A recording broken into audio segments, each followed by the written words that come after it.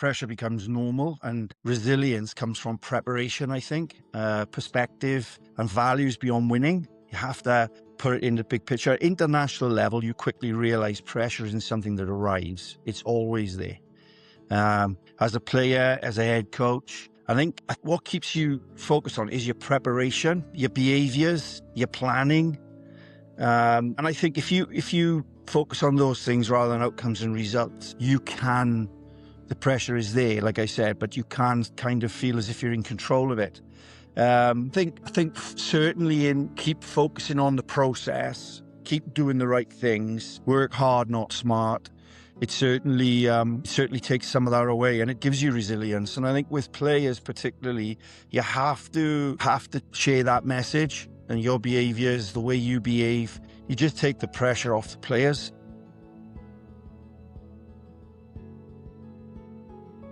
Hello everyone, and welcome back to Trauma, Training and Transformation, the podcast where we explore movement, sport and structured challenge shape the mind. We build identity, help people navigate pressure, transition and recovery. And before we start, if you like these conversations and they resonate with you, please take a moment to subscribe, either on YouTube, Spotify or Apple Podcasts. The more that you engage, the more we can share these conversations to people who might need it. Today's guest has lived the game from every side of the touchline, from a former Welsh international rugby union player, head coach of the Canadian men's national 15s team. Kingsley Jones has spent decades inside high-performance environments where pressure, culture and leadership shape not just teams, but people.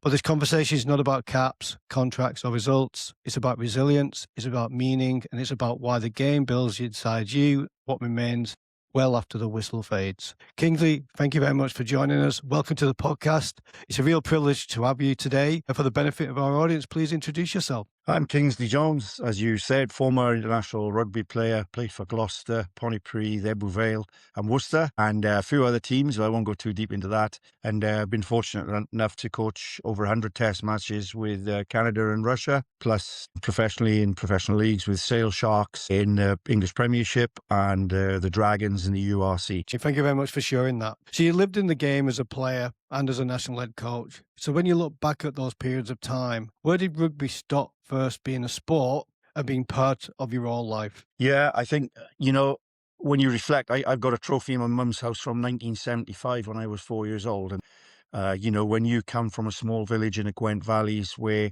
it's a coal mining village, surrounded by coal mines. I think there was 8 coal mines within 13 miles of my house growing up. Rugby really is the centre of the community, particularly in Welsh culture. Community is really important to us, and identity.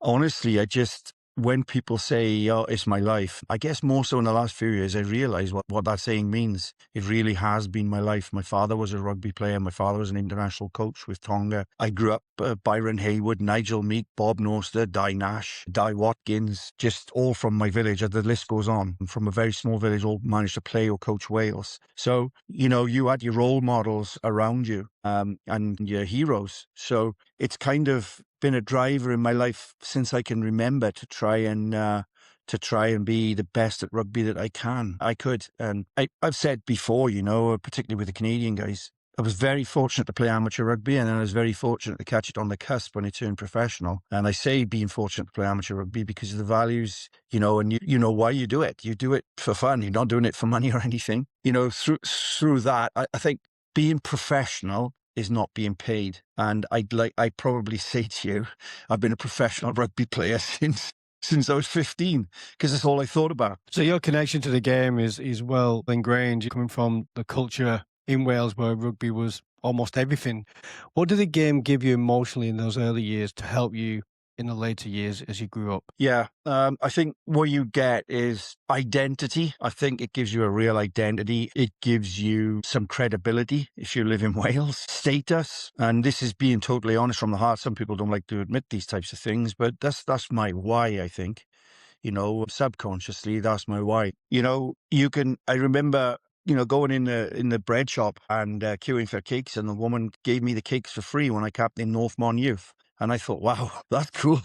Even the woman serving the cakes knew who I was. There was a little article in the newspaper, and I think little things like that, and then little snips in the South Wales Argus, and all of a sudden You know, people say when they achieve something, they change. They don't change. It's the people around them that change, I find. And I just noticed a lot of people around change towards me. And I'd be lying if I said I didn't like it, getting to the front of the queue. I had a fella once, I went and put some tires on my car and he wouldn't let me pay for them. That's not the driver, but that's so nice, to receive that. And I guess that's what it's given me. What it's given me in life is respect, all the values, treat everybody with respect. It certainly taught me resilience. Having said all I've said about rugby in my life, but rugby is what I do. It's not who I am. And I think people get that wrong when they judge people a little bit at times.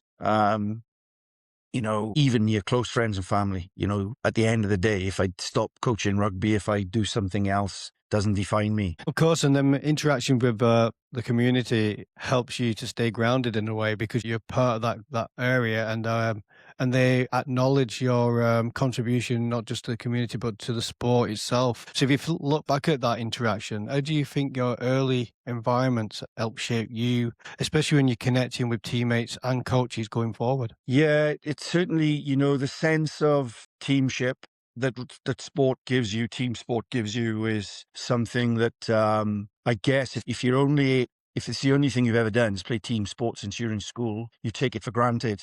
It's only in the later years you see all these websites, for example, dating friends apps. I know friends that join running clubs just to make some friends because they haven't got any friends. And I thought, particularly moving to Canada, one of my friends joined a running club to meet people, and I was only 6 years ago, and I'm like, I never really thought of that.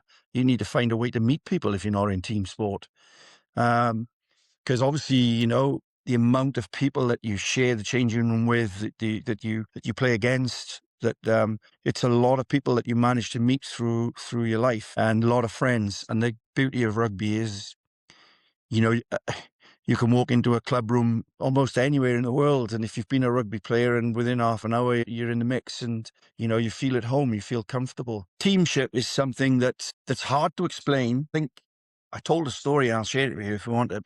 There was a guy who worked the door at Sale Sharks, a big guy, Harry, lovely guy. I used to say hello to him every day for about 18 months, 2 years. Every time I went in, he'd be on the door, and he's a nice, polite guy. We'd treat each other with respect. But it was Gary, the doorman. And then about 18 months later, they asked me to play for Stockport Seconds on a Saturday for some fun. Me and Philippe Saint-Andre. So we played Friday nights. So Philippe and I, late 30s, we went and had a game for Stockport Seconds. And the captain of Stockport Seconds was Gary, the doorman. And he was playing tight head prop. And we played the following week, and we won. We had fun. And after 2 games, it wasn't Gary, the doorman, anymore. It was Gary, my mate. And, honestly, it's probably the first time it struck me what it does, the game of playing together and being together. We had a bond from those games to this day. And I think it's difficult to explain, as I say, but once you share the field with people, and, there was a bit of a dust up as well, old fashioned stuff, and we're all looking out for each other. And yeah, it really brings you together and builds relationships, obviously. It removes some barriers that may be causing a breakdown of communication because you don't know each other. But yeah, I very much agree. I think being part of a team, especially in a rugby club, can definitely break down those barriers, and a more of a bond is created through thick and thin. Really, you remember those times going down the line. So that obviously through those pressures of growing up around a rugby community, your ability shines and you escalate the teams that you perform for. You then meet the international level, both as a player and as a coach. This is where pressure is obviously constant and public. There's no shying away from that. Every decision, every selection, every result is scrutinized. How did you personally learn to not just carry the weight mentally, but remove it from the people that you were trying to protect? Yeah, that's a good question. I think, look, pressure becomes normal, and resilience comes from preparation, I think, perspective and values beyond winning. You have to put it in the big picture. International level, you quickly realize pressure isn't something that arrives. It's always there. As a player, as a head coach, I think what keeps you focused on is your preparation, your behaviors, your planning. And I think if you focus on those things rather than outcomes and results, the pressure is there, like I said, but you can kind of feel as if you're in control of it. I think certainly keep focusing on the process, keep doing the right things, work hard, not smart.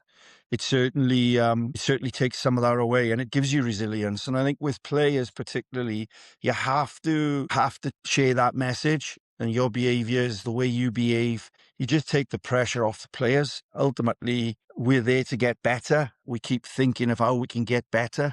If we create an environment where feedback is a normal thing, no one's taking the feedback with any emotion, any personal angst. My time working with Phil Mack at Canada, Phil was a great leader for us. He became a great coach, and he used to be knocking on my door for feedback. That's a great environment. And if you got that environment, it certainly keeps the focus on what we can control and what we can't. And I think in terms of pressure and resilience, that is an important part as well, is really being able to focus on the controllables. Some of my friends or people I work with maybe think when they first work with me, I'm a bit flippant on things because I have zero tolerance for concentrating on what the ref might do, the weather might happen, this player's injured. If a player is injured on Tuesday, he's injured. He just comes out of the fray. You care about him. You put some processing in place for him so that he can return as quickly as possible. However, when you talk about the team preparation and you talk about the chances of winning might have been reduced because he's your best player, you can't focus on that. And I think that builds pressure if you start focusing on all those uncontrollables. You mentioned about pressure, and what kind of pressure is harder for you though as the coach? Is it the noise from the outside, the expectations from others on you, or the expectations you place on yourself? I think it's always on yourself. I've gone through my life just working hard. I'm not the type of person that can sit still. I mean, for example, I don't like Sundays. Sunday, what do I do on Sunday? I try to tell myself not to work. But I've had more challenges telling myself not to do some, let's go to the shopping centre and walk around for 3 hours. And all I'm thinking about is getting back home to start work. And about 5-6 years ago, Michael Deasy, particularly the S&C coach I work with Canada, he's the same mindset. And we had some chats. We met, a couple of people with a lot of experience talking about this type of thing and giving us some sort of, I guess, psychological help with it. And at the end of the day, you just got to embrace it. You just got to embrace it. And I've really learned to just when I want to work, I work. It could be 10 p.m. And I start opening my MacBook to look at something. So I think, you got to embrace your DNA and you got to embrace the fact that at elite level, high performance, it is just what you do. And there is no switching off. It's putting the expectation on yourself is always something that coaches discuss and talk about. Yes, you want to get the best product on the field and you want to be able to win games. That goes without saying. But to get there, there's a lot of background noise, director Rugby or fans or whatever role may be, constantly at you wanting your team to perform. But often the coach's self-imposed pressures are probably more impactful because you know that you're trying to get the result that you need, not for anybody else, but for your team, because you're thinking about those. Yeah, I think I would say one of my weaknesses as a coach is putting the amount of pressure I put on myself. I did it as a captain as well. If we lost, it was my fault. I want to reflect on it. I felt that bad and, it's a bit much really. I remember Sale Sharks winning the Premiership and at the time on Sky Sports was a chant, easy, easy. And it was a soccer program that had this nonsense chat. And we won, I think it was 38-14 or something. We beat Leicester, which was a big win. And the crowd were chanting easy and some of the players were chanting easy at the end of the game. And it ruined my night, because I'm thinking we got Leicester on August the 28th. What are they going to be thinking about for all that time? I think that's a real weakness, and I tried to stay away from that. That was my mentality. I listened to some of the Roy Keane stuff, and I can relate to what he says. Is like, my biggest problem is I like winning, but I absolutely hate losing. It's, it's much better. It's a bit of a trick question you can ask people. Do you like winning or do you hate losing? And for me, it's definitely the hate losing. But it can be an inhibitor. You've got to try and stay away from that. So I think the mental challenges and the resilience comes around, staying, as I said, what can we control, staying on the process, review, preview, and making sure we're doing the right things. And it don't mean working harder as well. I've done that in the past. I burnt coaches out, players out where I just worked too hard. The culture of the team is very important. So particularly when I went to Canada, I had to learn quickly that these guys are playing and traveling and giving up their own time because they want a cultural experience as well as play and they want fun. And I've been in a very professional environment for a long time where people are getting paid a lot of money and it's like, this is what you do. However, it was the wrong thing, it's about having fun as well. Sorry if I'm answering a question about pressure. Just on the external noises, I think I've never had a social media account of any sort. Excuse me, I got LinkedIn, but I don't use it really. It's just there, and yourself messaged me. I think you're one of the only people I replied to, two or three people. And that I've only used that in the last sort of 6 months, but it's what you want feedback, and you want views. I think it was Bill Shankly, the Liverpool manager, that used to put a flat cap and a scarf on and hang round in the pubs after Liverpool games and see what the fans and people thought of the performance. And I think I'm really keen to talk to people, anyone, the chief executive to the fans, to get their view on what they saw, because I think anything is valid, even if it's a 1%. However, some people got agendas and uneducated, and they are things you got to try and avoid. Unfortunately, people will say to you, "Did you read your friends, your family?" I got kids, and they'll say, "Oh, read this, about you," and mostly it's just unfair and personal, for coaches and managers. I think if anything's constructive, you like fair point. You can read something and go, "That's a fair point," you know. That's how you process it. But like you say, when it's personal, and when it's inaccurate as well, James, is stuff that people can print now, or people got YouTube channels, and they can say things that are not true, and people out there take it as true.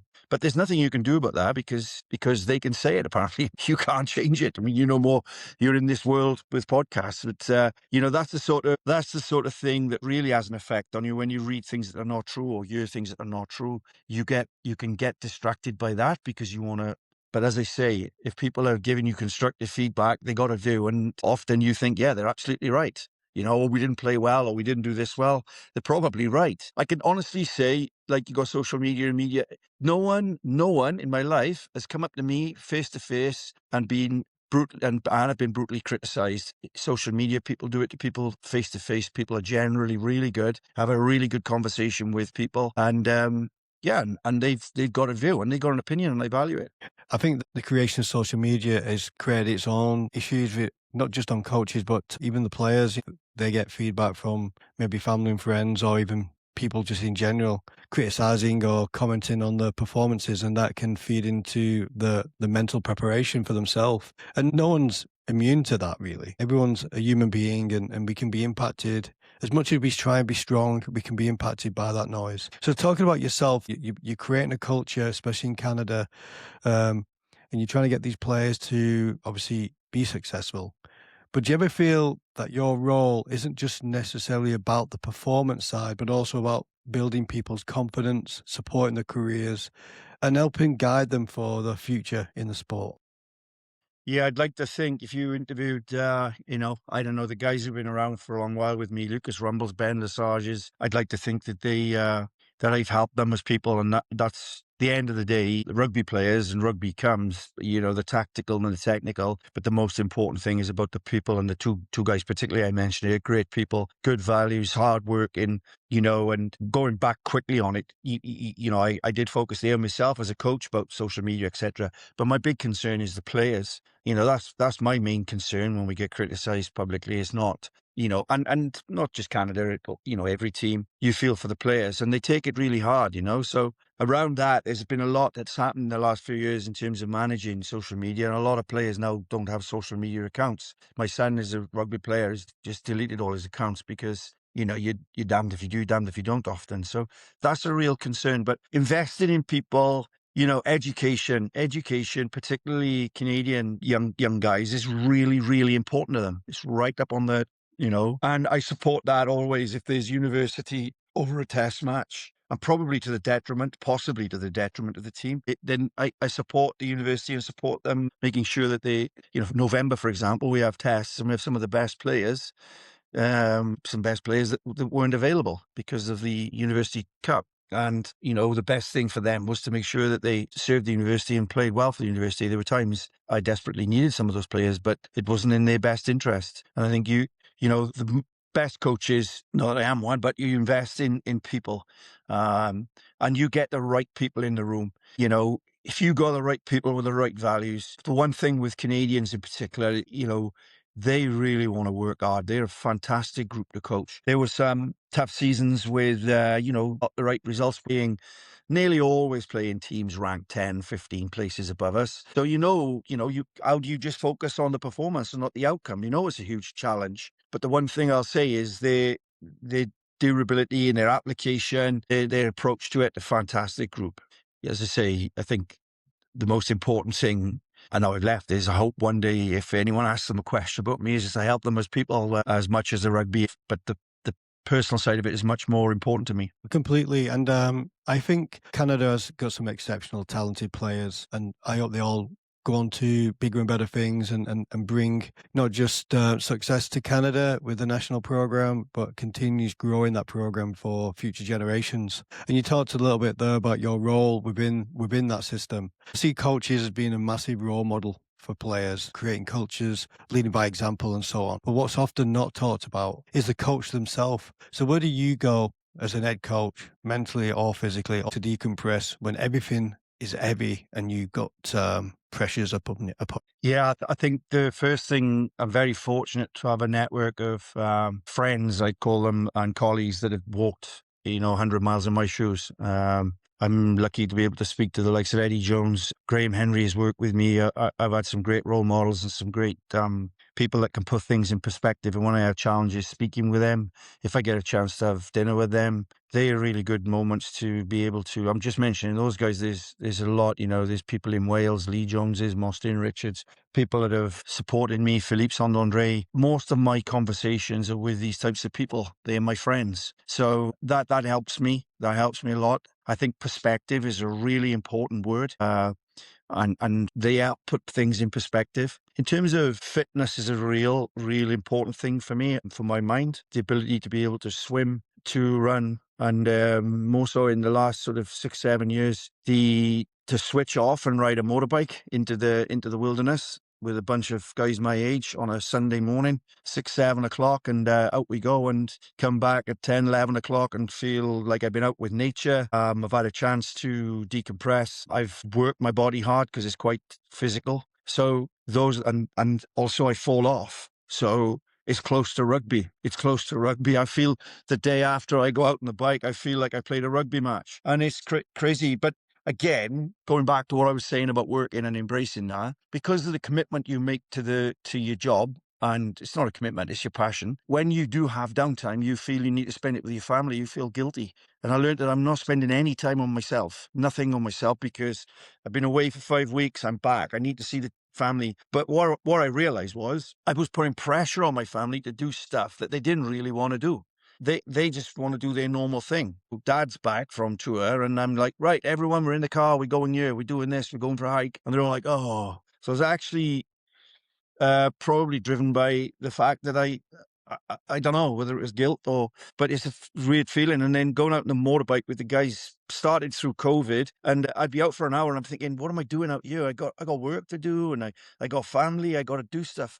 And it took me probably 2 years of doing it to realize that I go home, the world hasn't ended. Kids are fine. They're just sitting there having their breakfast. The wife doesn't want to go out for a hike for 10 miles to make it a family day. And I'd recommend to anyone that if you can get into those habits and don't beat yourself up. I know, I was the worst. It's like I got a medal for working the hardest. I worked 18 hours today. Look at my medal. Absolute nonsense. You got to work smart. That old Japanese proverb, if you ask a wise man to chop down a tree, spend 6 hours sharpening the axe, is a great line. No, I appreciate you sharing that, mate. And it's quite telling if you look back at your own story.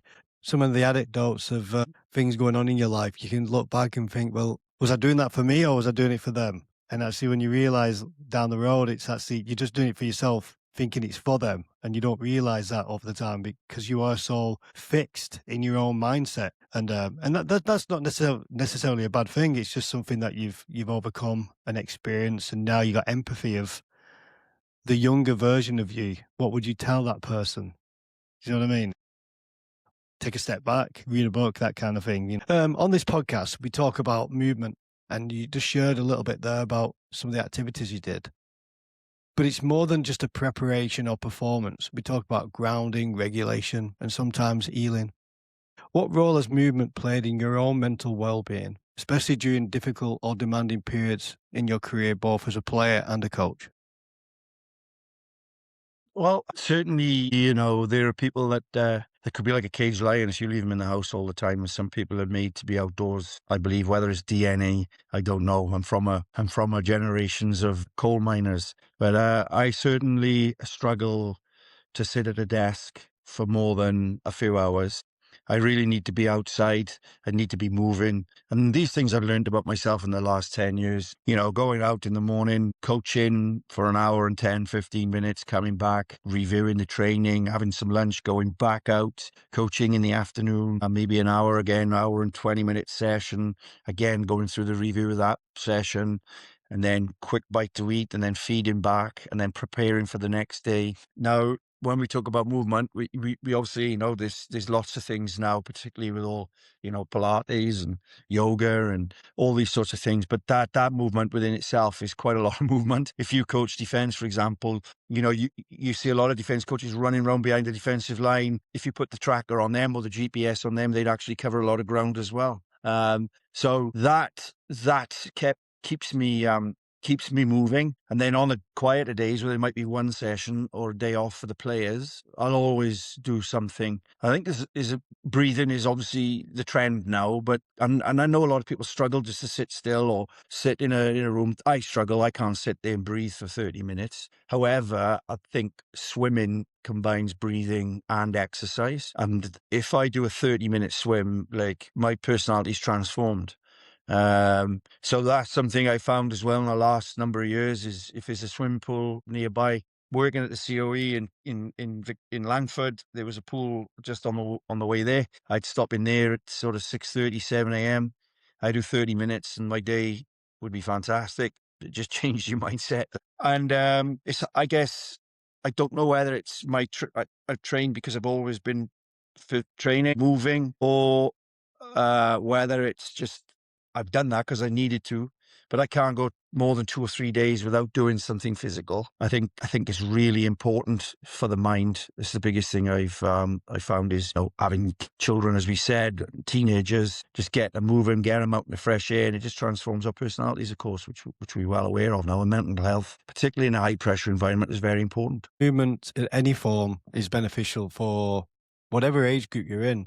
But do you think, especially those who maybe listen to this podcast today, do you think people misunderstand just how important physical activity has a role in mental health, especially in elite sport? Yeah, like I say, all I can be is an advocate for it, because my mindset is totally different. If I haven't exercised, like I said to you, I struggle to have the day off and do nothing, or I say do nothing. I'm doing something, but it's not something like work. However, if I get up and start that day with exercise, a walk, even a walk, walk 30 minutes, but if you can walk for more than an hour, an hour and a half, particularly in the countryside, then the benefits of that are huge. Mentally, physically, you burn fat, etc., etc. So there's a lot of science on it, what your mind starts doing after you've walked 20 minutes, 40 minutes, an hour. There's different process your brain's going through. So, yeah, I think even the world we live in now, and I know, again, there's a lot of this, but even the world we're living in, getting up and turning the TV over, parking the car. I see people going to the gym and they want to park the car right outside the gym doorway. And actually, they're going to go in there in a minute and they're going to run for 20 minutes. I get in the habit of just train my mind, like, to walk to the village shop. If I walk through a field here, it's about 12 minutes. If I take the car, it's about 6, 7 minutes. I got to find somewhere to park. It's actually a heck of a lot easier to walk to the store.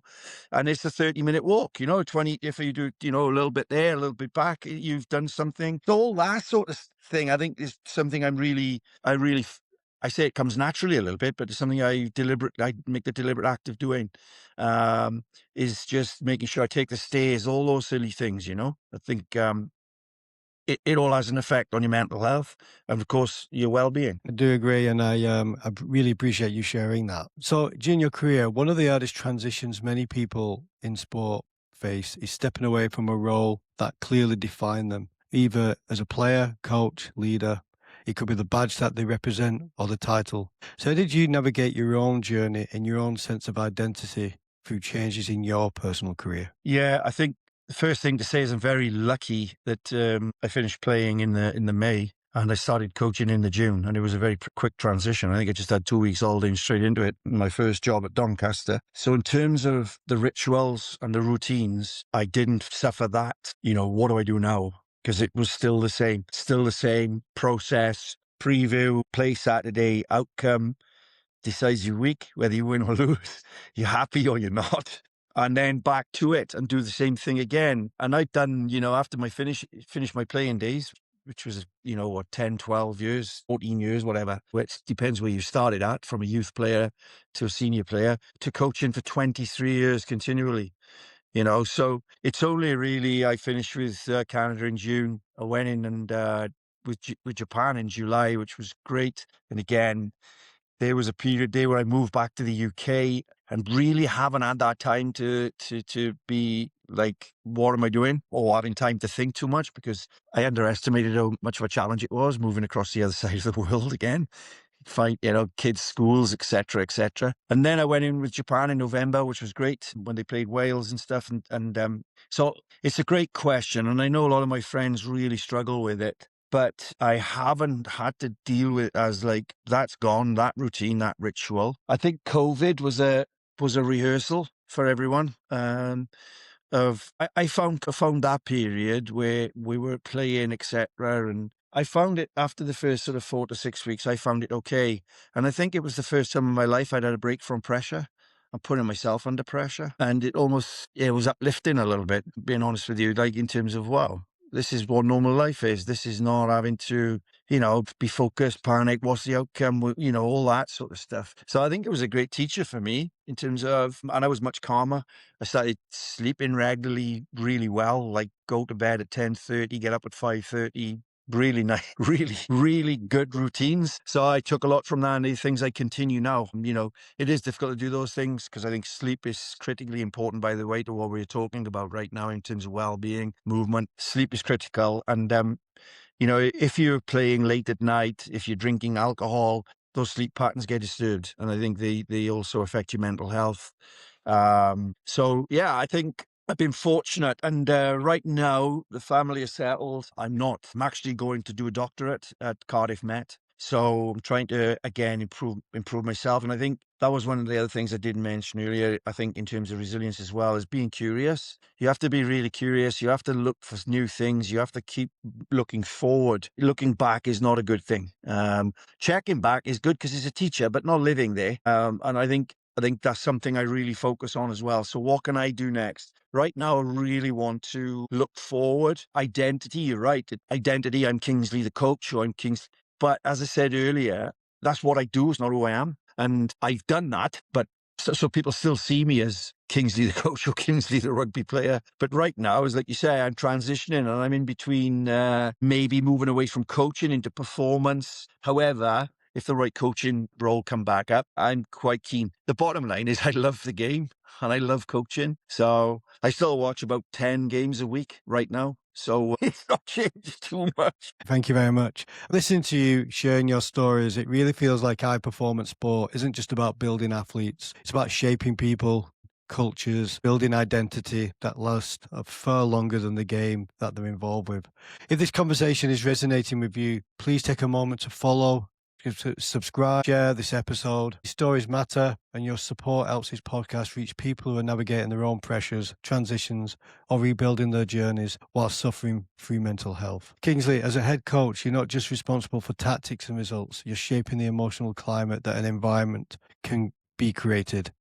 How did you go about creating spaces where players felt safe enough to be vulnerable, not just to perform? Yeah, good question again. I think culture sustains performance under pressure, and tactics win moments, but culture wins the season. When results dip, the first thing under threat is the belief, not the game plan. If the culture's strong, trust is shared, standards are shared, purpose, and I think you really have to make sure that you got a strong culture that's based on trust. I think, just to say, when you coaching, like I coached the Dragons with a small budget, I coached Canada with some challenges around path pathways, players playing in the right level to be able to step up. So it was always challenging. So you'd have some games where we've lost by 5 points to a team that really is, on paper is the fancy team and the better team. And everyone's given everything. They've worked hard in their preparation. And you just can't go in the changing room and give everyone the stick, You gotta keep it in perspective. However, if you lose 2, 3, 4 on the bounce, you can't keep going in there and saying, because you said selling a message, it's okay to lose. And that's a real challenge and a real balance in that,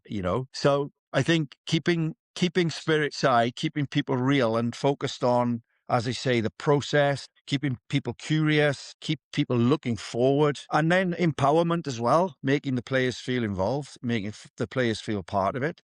And when I say that, I don't mean telling us how we should play the game. That's often misconstrued with people. I think it's about what we do through the week. Creative coaching to me is what we do in the week, is what we do that's enjoyable, but we still getting what we want out of it. And, and then the other thing I would say is a lot of, I think it's gone a little bit too far on culture. Some people talk about culture all the time, and some places I've been into, it looks like it's a fun hour, comedy hour. No, you need to have fun, but you're there to work. So there's that balance is the challenge. As I say, with Canadian players in particular, I had no problems with it in terms of how hard they wanted to work. I'd have to hold them back. But making sure that we get time to do team things. I see traitors as a big thing on TV.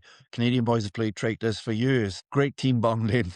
It would last the week where they'd be around the table in the team room every evening. So those are the really important things that we're doing, those types of activities. When we travel to Portugal. They need the day to go and see things. They need to spend time together without rugby. Those are the types of things. But your lead players being empowered, they set the standards. And then, basically the teacher, you're not the security, you're the teacher, and you need a good relationship with those pupils, So I said, I think I pinched it from Eddie Jones, but he said a thing the other week where I saw there, he said, you go past the school and there's the teacher stood with his arms folded with no kids around him. There's the teacher stood, just looking at his phone, and there's the guy over there waving his hands and chatting, and you got all the kids around him, and that's the guy you want to be. You want to be approachable, but you need that respect, like a father-son relationship almost, to be honest with you, with a lot of the players. You just want to give them that support, whether it's rugby or outside life. I think in high performance teams, trust is a big part of that. So how do you build trust, but also at the same time deal with failure in a way that doesn't damage confidence and self-belief with players? Yeah. Good question again. I mean, building trust is always a challenge, because you can put a lot into that to build a trust, and you can lose that trust and respect in a short space with a loose word. I think trust is your behaviors and doing what you say you'll do. The minute you stop doing what you say, then, people will question, and you have to be genuine about it. It's no good picking year replacements and saying, we're gonna do well. It's a 23-man job, and then they never get on the field. You lose the trust straight away. It's no good promising something that you can't deliver. I think it takes time to build that trust as well. I think high performance only works when people feel safe. You got to encourage mistakes, and you got to encourage people to feel comfortable doing that, to test themselves, to stress themselves. I think that builds trust. I think not focusing on the negative, focusing on the positive, again, without being fluffy, being real. And then over time, I think certainly the coach taking accountability is often underrated. I think the coach, very often I put my hand up and say, I got that wrong, that's on me. And before you know it, you find someone else will put their hand up and say, no, it's not. That was on me. It's my fault. As opposed to saying, that's your fault. And then they say, no, it's not. It's your fault. That's human. So those experiences together builds that trust. I think drawing the line between competition is great because you want to win. But where do you draw the line between demanding high standards of your players and your staff and creating fear? Yeah, I think you need to get that in place day one, wherever environment you're in. You need clarity around roles and responsibility from everyone. Agreed.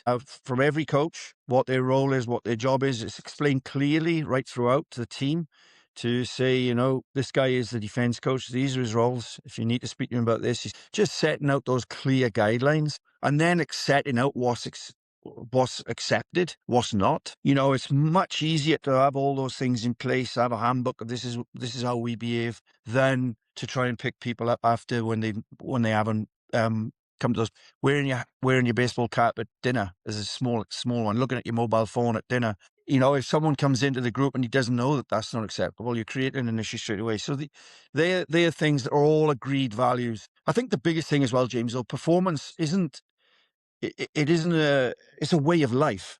High performance is a way of life, and it's what you do. Whether it's in McDonald's picking up all the trays after you've left, shouldn't be in McDonald's, by the way, or whether it's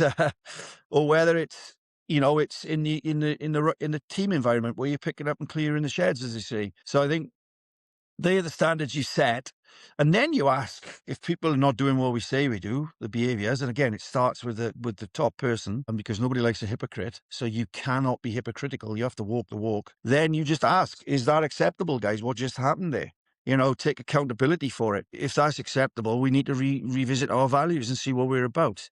So I think setting those guidelines, if you put them in place early, you remove potential conflict and discipline issues. Completely agree. I think sport does build people, but it can also break them physically and mentally, especially when the pressures of performance is placed upon them. So, but from your perspective, what responsibilities do leaders within a group have to protect mental and emotional well-being of those inside this system? Yeah, look, I think emotional intelligence is really underrated. I believe Pep Guardiola talks about this a lot in terms of what makes a great team player. And a great team player is someone with high emotional intelligence. Why? They can sense when their mate is down. They can sense when their mate is under stress. In sport, team sport, players will have banter, we call it, have fun with each other. But sometimes there's a line that you can't cross, but some players cross it, as an example. And it could be fun to someone, but it's not fun to somebody else. I think all that emotional intelligence to make sure the players are aware of how their teammates are feeling is critically important. What training can do for emotional intelligence? I just think it's an awareness to make sure that they are reading the signs. And if they're not, you pick them up on it and say, how do you think he feels about that? I've worked a lot with number nines, captains. I really invest a lot of time in the captains about how we communicate as a group, how they communicate. What works for one player might not work for another player, and all those old adages. But certainly try to make sure that the sort of 4 or 5 key people in the group have the ability to communicate really well on everyone's terms or how they want to be spoken to. For example, you shout at me, Kingsley, you're useless, you run faster. I might run faster. The next guy might stop running and go home. All those sorts of examples. So we work quite hard on now with the leadership group, making sure we're all aware and we don't overstep any lines when we're having fun. And we respect everybody's view and space. That's really important. We're not all the same. We have team values, but we don't all have the same values. That's a difficult one. And I think you make that clear, because it's you read it a lot. It's fluffy and we write things on the wall. Okay, that's our team values, but not everyone's going to be 100% agreeing with that one, and there'll be 30% with that one.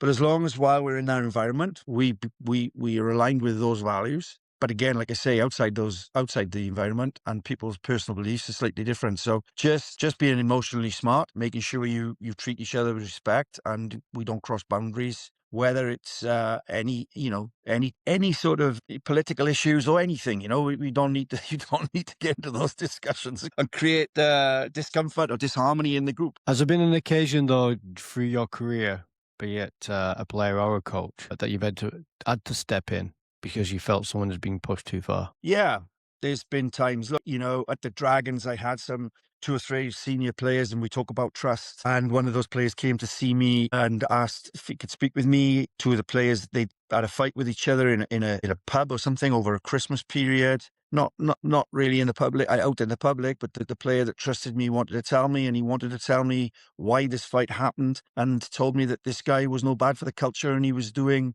these things that weren't acceptable. It's great, first of all, that the player can have the confidence to tell me that, and also mostly have the confidence to trust me, that I don't let it slip that he has told me, of course. That's the important thing.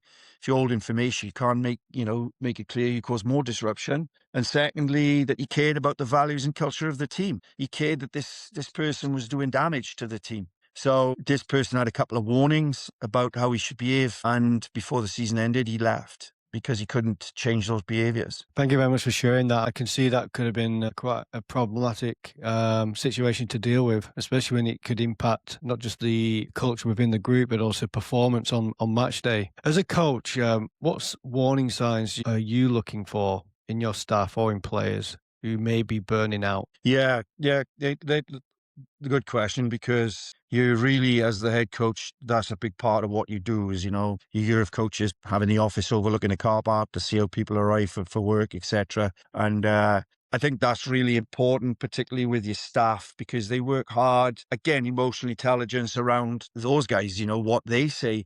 I've worked with two coaches. One's a scrum coach, sat my one side, a backs coach sat the other side. We lose a scrum in the last minute of a game, potential to win, and the backs coach jumps up and says, "Oh, our scrum is terrible. We can't scrummage.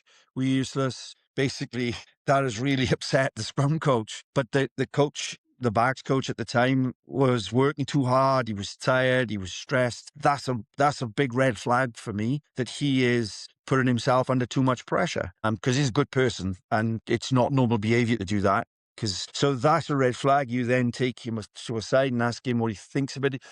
Obviously, you have to have an appropriate time and in the right environment. The easy thing to do is jump up and react in that moment. That as the head coach, you have to have the emotional intelligence to recognize what's happened and deal with it at the appropriate time. Of course, the guy apologized to the other coach. He understood exactly it wasn't the right thing to do. It's just pressure. But that's an example of a time where I thought, hang on, he's under a bit too much stress. And then dealing with it is getting to the core of what's causing the pressure. Of course, it's normally around results. And then it's digging into it. What is the best? Two players in the backs might be injured and he's not getting out. But again, it comes back to controllable and how we measure what's going well, what's not, because you have to put it in perspective. And when you put it in perspective, often you take the pressure away. I totally agree. Kings have been around the game a very long time. So if you had the opportunity to speak to the powers that be it rugby or any professional sport, would you ask them to change a professional sport handles vulnerability within players and mental health? Well, I think there's a lot of ground in rugby to help that. I think the biggest challenges are around social media, some of the biggest challenges, but that is the world we're in now. We're not going to change that.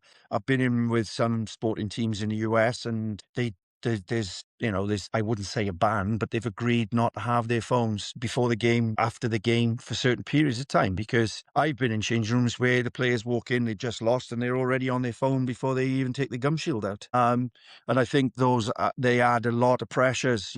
Again, is it credibility, validation? Is it identity? Why are they checking their phone? Right? But that's the world that the younger generation, a lot of people are in, where you're looking for that straight away. And it only takes one person to say you had a really bad game or be a bit offensive, then it affects you really badly, takes them really down. I think a lot of sporting organisation and governing bodies are very aware of that now. A lot of teams are aware of that. There's some parameters around that stuff. I think that's important. I think that's a real big problem in society in terms of throwaway lines like we talked about. And of course, in sport, you're in the front line. You're in the front line, and you people can almost say things without any accountability. That's the challenge. So, but outside of that, it's the pressures they put on themselves. They want to win. They've been injured. They've lost. They didn't play well. So there's so many mental challenges for that. If you think about it, I get guys that are such winners. They're not happy if they don't kick all their goals. They're not happy if they don't play very well but win. They're not happy if they lose. They aren't happy when they're injured. So you're looking at only a couple of weeks of the year that they're flying high and on top of a cloud where they've had a couple of good games and they've won. But that's reality. But that's breaking it down is what we're doing now. You highlight that to the player and you think, hang on, now let's put this in perspective, because this is what it is. This is what we are facing. And that's the reality of it. That's the sort of, I'm not the psychologist, and I get them help as well. Someone that's qualified to do that. But they are the pressures we put around themselves. And I think making sure you realize you should only care about the people who care about you is the important part. We've done things like forums where we've invited people in, where we've had people being critical of teams, and we've invited those people in and we've sat with them. And I remember once there was a forum of about 50 people at Sale, and once they'd vented what they thought and they had the answers from the coach and from even the players, we brought 2 or 3 players that they've been critical of, very good players, by the way, international players that, and good people. But once you break down those barriers and you see the human side, everybody in the room left feeling so much better. The players were so much happier. They'd met their demons, they'd met these people, and actually the people realized these are good people, and they're having their photos taken with them afterwards by the end of the evening. And that, again, is a really good way of breaking it down. All the criticism stopped from a certain group of people about those certain players.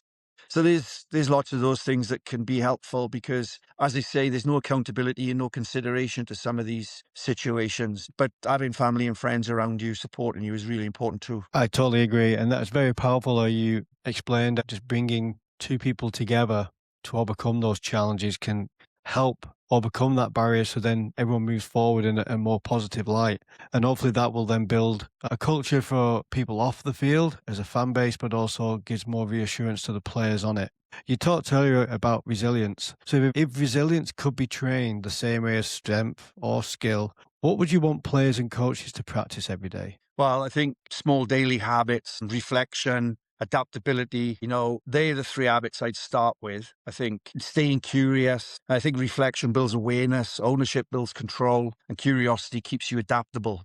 I think they are really important daily habits that you do. Like in rugby, we review everything. So I think life is almost working the same way. Review and then, but resilience isn't toughness, it's adaptability under pressure. And I think that's the biggest thing is being adaptable. But really to train it, I think it's those core things, is small daily habits. And the word perspective, as I say, the word perspective is a great word.